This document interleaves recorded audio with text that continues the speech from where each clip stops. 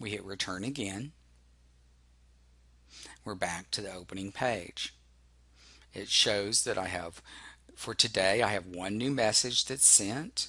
I have 2 assignments. I have 11 hours that are assigned to me. But also what I can do is look in 2 other places. I looked at my calendar. Now I want to look at my messages.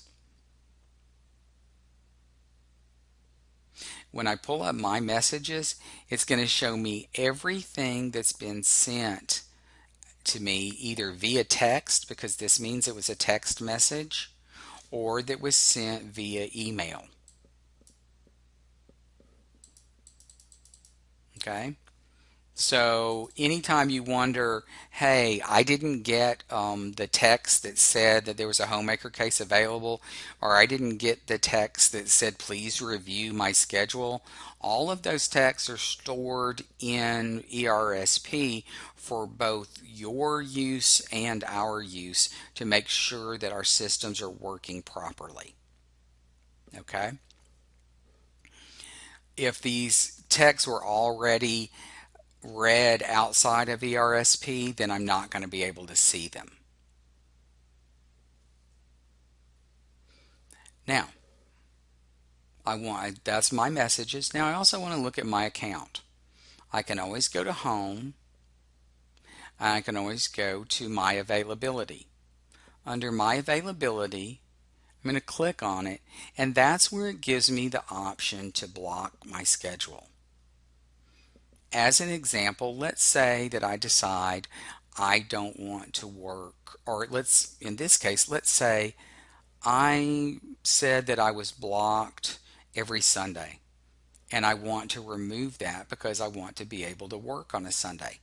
If I do that, what I do is I just click on remove that block, click a button here, and then say remove. Confirm removal of this block by clicking OK, and the block is removed, and then I'm available. That's very important if you're working another job and you decide that, and your hours are fluctuating, and this week you're available on Monday, next week you're blocked, and the week after that you're available. You can do that a week at a time or a day at a time. You don't always have to do it by every week. You can see here that I blocked my schedule for Wednesday the 9th because I have a doctor's appointment, which means that since I didn't have anything scheduled, Renee is going to be able to see that if she's looking to fill a shift and know that I'm not available. You can add a new block as an example by saying add block for caregiver. Reason: I have car issues, I have a doctor's appointment, I have a long-term injury, I don't want to work at night, or maybe I have another job. And on the other job, maybe it is as an example that I always work on Wednesdays and I always work Wednesday nights. So I say, yes, I need to be off on this Wednesday, which is the 9th, and then I need to be off every Wednesday. I think the easiest way to do this instead of every week, to do it instead and say go to days and say every 7 days. If you do it as every 7 days, then every Wednesday is going to be blocked. It could either be blocked all day, or you could say, on Wednesdays I cannot work from 12 in the morning until 3 in the afternoon because I'm working another shift and I'm not up until 3. So I put that block on the schedule and then I add the block by clicking there. The block's been updated on the system. You'll see it in just a second.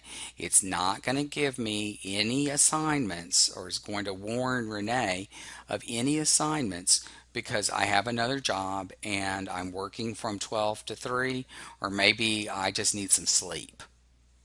And that's a perfect way to make sure we don't bother you with scheduling when you need downtime or that you're off. Keep in mind, it's very important to do 2 things with this schedule. If you want to have your schedule if you have a block that you put on there and you want to have it removed, you need to make sure you remove that block, because if you don't remove the block, as time moves on, we're going to make every attempt to follow what the blocks say. The other side of that is, if you don't have a block, then we assume you are able to work.